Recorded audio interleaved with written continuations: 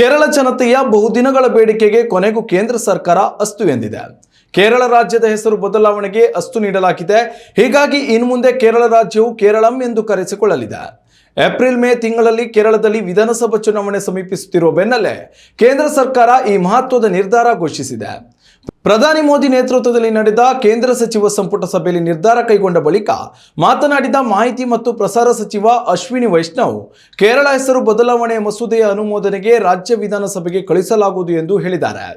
ರಾಜ್ಯ ವಿಧಾನಸಭೆಯ ಅಭಿಪ್ರಾಯ ಸ್ವೀಕರಿಸಿದ ಬಳಿಕ ಕೇರಳ ಹೆಸರನ್ನ ಕೇರಳಂ ಎಂದು ಬದಲಾಯಿಸಲು 2026ರ ಕೇರಳ ಮಸೂದೆಯನ್ನ ಸಂಸತ್ತಿನಲ್ಲಿ ರಾಷ್ಟ್ರಪತಿಗಳ ಶಿಫಾರಸ್ಸಿನ ಮೇಲೆ ಮಂಡಿಸಲಾಗುತ್ತದೆ ಎಂದು ಹೇಳಿದ್ದಾರೆ. ಇನ್ನು ಈ ಬೆಳವಣಿಗೆ ಬೆನ್ನಲ್ಲೇ ಕೇಂದ್ರ ಸರ್ಕಾರದ ವಿರುದ್ಧ ಪಶ್ಚಿಮ ಬಂಗಾಳ ಸಿಎಂ ಮಮತಾ ಬ್ಯಾನರ್ಜಿ ಕಿಡಿಕಾರಿದ್ದಾರೆ. ಕೇರಳ ರಾಜ್ಯವನ್ನ ಕೇರಳಂ ಎಂದು ಬದಲಾಯಿಸಲು ಅನುಮತಿ ನೀಡುವ ಕೇಂದ್ರ ಸರ್ಕಾರವು ಪಶ್ಚಿಮ ಬಂಗಾಳವನ್ನೇಕೆ ಬಂಗಾಳ ಎಂದು ಬದಲಾಯಿಸಲು ಸಮ್ಮತಿ ನೀಡುತ್ತಿಲ್ಲ. ಬಿಜೆಪಿ ಹಾಗೂ ಸಿಪಿಐ ನಡುವಿನ ಮೈತ್ರಿಯಿಂದ ಕೇರಳ ಹೆಸರು ಬದಲಾಗಿದೆ. ಆದರೆ ಪಶ್ಚಿಮ ಬಂಗಾಳ ಹೆಸರು ಬದಲಾವಣೆಗೆ ಎಷ್ಟೇ ಮನವಿ ಸಲ್ಲಿಸಿದರೂ ಕೇಂದ್ರ ಸರ್ಕಾರ ಅದನ್ನು ಪರಿಗಣಿಸುತ್ತಿಲ್ಲ ಎಂದು ಆರೋಪಿಸಿದ್ದಾರೆ.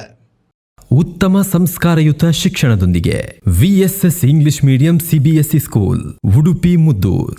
ನರ್ಸರಿಯಿಂದ 10ನೇ ತರಗತಿವರೆಗೆ ಶಿಕ್ಷಣದ ಜೊತೆಗೆ 5ರಿಂದ 10ನೇ ತರಗತಿವರೆಗಿನ ವಿದ್ಯಾರ್ಥಿನಿಯರಿಗೆ ಉತ್ತಮ ಹಾಸ್ಟೆಲ್ ಸೌಲಭ್ಯವೂ ಇದೆ. ನಿಮ್ಮ ಮಕ್ಕಳ ಪ್ರವೇಶಾತಿಗಾಗಿ ಈ ಸಂಖ್ಯೆಗೆ ಕರೆ ಮಾಡಿ.